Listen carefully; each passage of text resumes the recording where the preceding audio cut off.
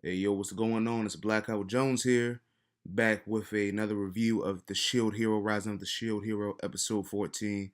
If you like my content, make sure you like, comment, and subscribe down below.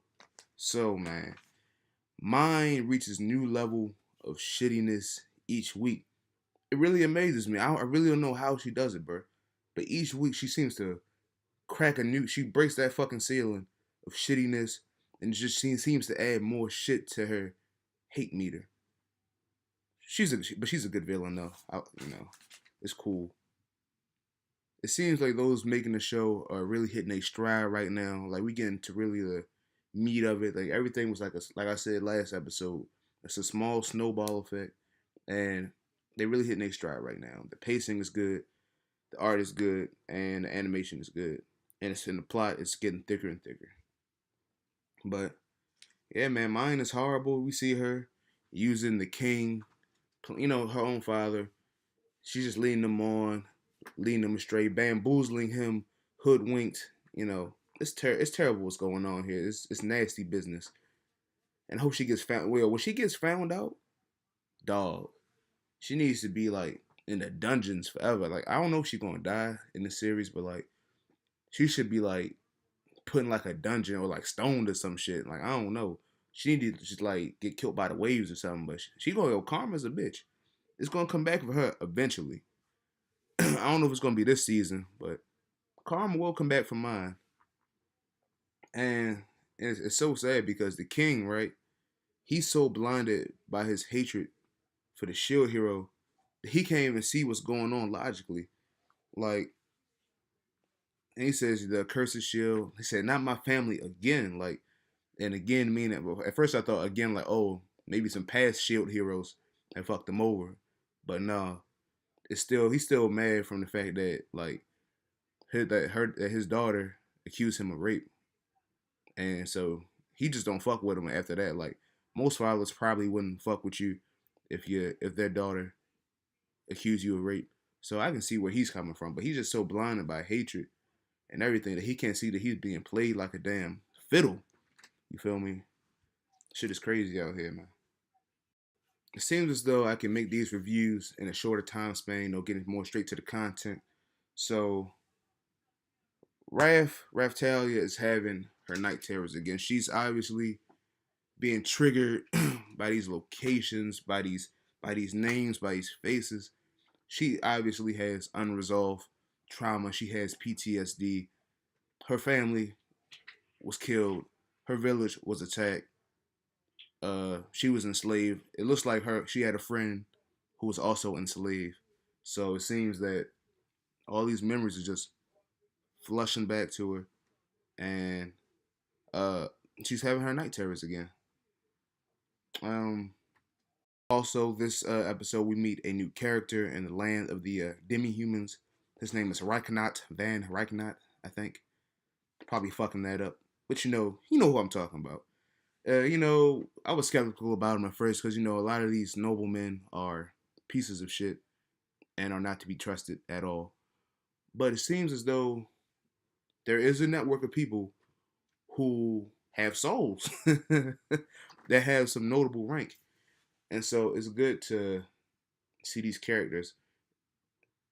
It's just looking like this series is gonna be it's already a battle against the humans versus the fucking waves, and now it seems to be a battle of good versus evil also. And so you know, he's a good character. He seems to be trustworthy, and I'm glad that there's some royalty that's not horrible. And I think he's gonna find some more supporting members to aid him in his fight. Hey man, young Melty, team Melty man. Young Melty is out here earning her stripes, getting her street cred up. You feel me? Building a rapport with Nafumi. I mean, we all trust Melty, right? But she really hasn't done anything to earn our trust, right? She just had good intentions, but now we see her putting her money where her mouth is. Like she was ready to take one for the team and let herself be captured while letting Nafumi and the fucking gang escape. That's real, man. You gotta respect the man. I give it a few claps, give her a pat on the back. You feel me? She seems to be a real stand-up person at this point, a very high character. But let's talk about that scene in the broom closet with Raphtalia and Nafumi when we see this asshole. What's his name? So let's talk about this guy Idol. Idol is a guy who ravaged Raphtalia's town, killed numerous people in her village. I think killed her parents also, or had the troops that killed her parents. Anyway, and I guess took her friend away from her. So we see him this episode finally put a face to the name or face to the acts that happened. Raphtalia is about to take his head off, clean off, when they're in the broom closet. She was finna risk it all just to get back at him for that temporary. They probably could have took all the guards. I think it'd have been tough, but that'd have been a wild scene. But I think they could have got it done. But yeah. So Nafumi held her back, and at first I thought Idol, might have had his flaws, but we could still work with him. But what he was about to do to Melty, he was about to torture her in the hold on, about to torture her in his palace. So I'm like, okay, so he's obviously a full-fledged shithead. So when Raphtalia walks in the room to save Melty, we see a focused Raphtalia. She's taking these whips, getting whipped in the arm, leg, body, cheek. She's just taking it like she's past the point of feeling any physical pain. That's how much the rage has consumed her. And a reoccurring theme in this series is the rage consuming people. And so I think she should kill him, personally. I mean, she got some real beef, like things were really taken away from her. So I think that she should get her revenge. Now Fumi probably will stop her before that because she always stops him before he gets too angry anyway.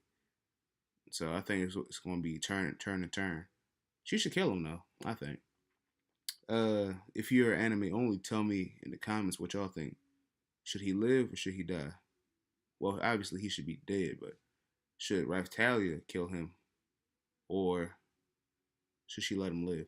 Because she's such a wholesome character, you know what I'm saying? Like if she kills him, I mean she's killed before. I don't think she's killed people before though.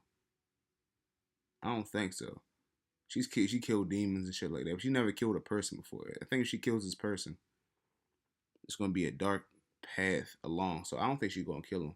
I think she's gonna stay wholesome and honorable and whatnot. But I do think that something's gonna happen to him. She's gonna have to ask where her friend is or something, or he'll be like, I don't know, something has happened to him. He needs some consequences, or yeah. But I wouldn't mind just seeing him being killed anyway, because he deserves that. And plus, Raphtalia needs some closure. I think that just about covers everything, though. It's a good scene, though. It's a good cliffhanger because it draws the conversation, makes the conversation, it makes builds some anticipation for next week. Because sometimes I watch the show, you don't really have a lot of, you be like, okay, it was a good episode, but I can wait until next week. I'm actually anxious to see what's gonna happen next week. But this is Blackout Jones. I think I covered everything. That scene was pretty important though, man. She's focused. Hope she doesn't let the anger consume her. I wonder if she'll get an upgrade or something. If she has like a rage Raphtalia mode or something like that. But all right, this is Blackout Jones signing off. Make sure you like, comment, and subscribe if you like my content. Tell your friends.